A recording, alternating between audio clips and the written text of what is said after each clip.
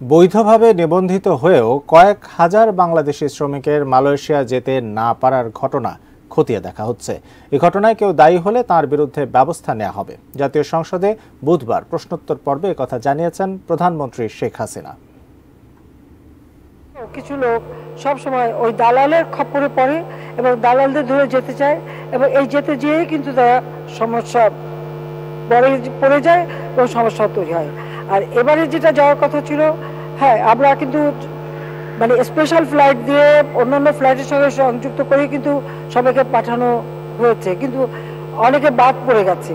এই বাদ পড়ার কারণটা কি সেটা অনুসন্ধান করা হচ্ছে। আরেকটা বিষয় আমার মনে হয় মাননীয় সংসদ সদস্য সঠিকভাবে বলেছেন যে যখনই আমরা আলোচনা করে ঠিক করি কত লোক যাবে কি যাবে, ঠিক তখনই দেখা যায় যে আমাদের দেশের এক শ্রেণীর লোক তারা ওই ম্যান পাওয়ারের ব্যবসা করে এবং তারা তড়িঘড়ি করে লোক পাঠানোর চেষ্টা করে। আবার এদের সাথে ওই মালয়েশিয়ারও কিছু সংযুক্ত আছে, যার ফলে জটিলতার সৃষ্টি হয়।